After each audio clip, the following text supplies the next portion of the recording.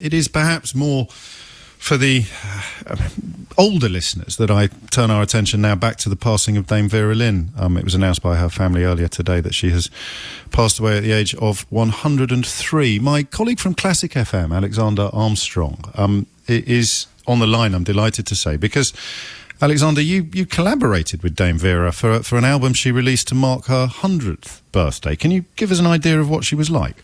I can and I can't, really. I mean, we collaborated, I suppose, rather like we're collaborating now down the line. I didn't actually, sadly, I didn't get to meet her, but I had correspondence with her, which I will treasure forever. But she was wonderful. She was vivacious. She was full of life then, at 100. Pretty impressive.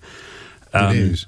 I'm currently the feature we're doing on the programme at the moment is very popular with children. So it would be helpful perhaps for you to explain to children why Dame Vera Lynn was so important and what it was that she did as a young woman that still resonates 80 odd years later.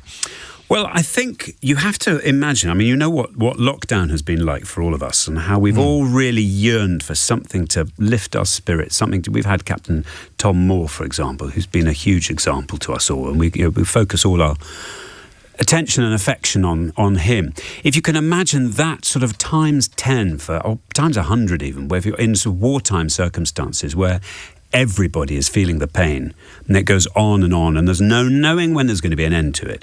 Vera Lynn was that great beacon of hope, and I think she became a symbol of so many good things, and a sort of reminder, I think, of what normal life was like, and what the sort of the gentleness of normal life, and there was something in her voice. She had just something in her voice. There was amazing quality, which was at once it was sort of part hymn singing. I mean, there was something of the old Anglican thing in there, but also there was a little note of, there was something fun in there, a bit of a from Vera Lynn. She had there was just a bit of humour and a bit of spice in there as well, and I think it just represented so many good things for people. It's interesting you mentioned the lockdown, of course, because even the Queen referred to "We'll meet again," didn't she, when she addressed the nation? And until you just said that, then I hadn't properly clocked the element of the return, the promises, the return to normality, isn't it? And during the war, that would have been absolutely invaluable. It's such a powerful thing. It's weird. I remember once being in the Arctic. I was filming in the Arctic, and we'd been there for weeks and weeks and weeks. And the only colours I'd seen were the white of snow and the sort of the dark of stone. Everything was in shades of grey. And I remember we were on the west coast of Greenland, and seeing these people, and they'd made these fantastic, out of coral, they make these extraordinary, colourful, they're like sort of necklaces they wear. And literally it made me giddy just to see bright colours again. The effect of it was really extraordinary. And I think we have a similar sort of thing in these times where I think everybody you long for the comfort and reassurance of the old sureties, the things that you cling to. This too will pass. When you did the album, which I think made Dame Vera the only what's the word? Centenarian.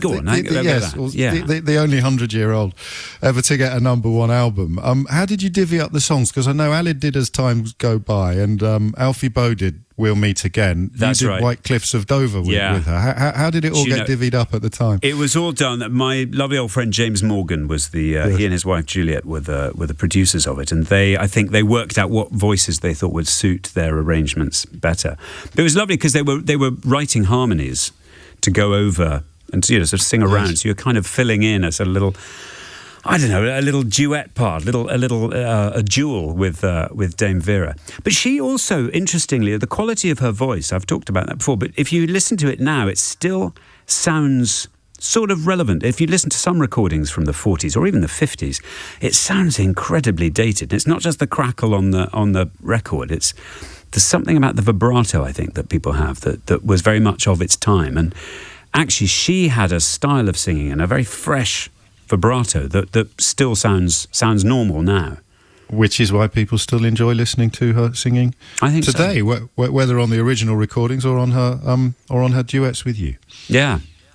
Alexander, thank you so much. Real pleasure, James. Thanks. Always a pleasure. Take care. Alexander Armstrong, of course, known to you as an actor and a comedian, and as my colleague on Classic FM, but also no mean singer in his own right, as you're probably already aware. But if you weren't, check it out.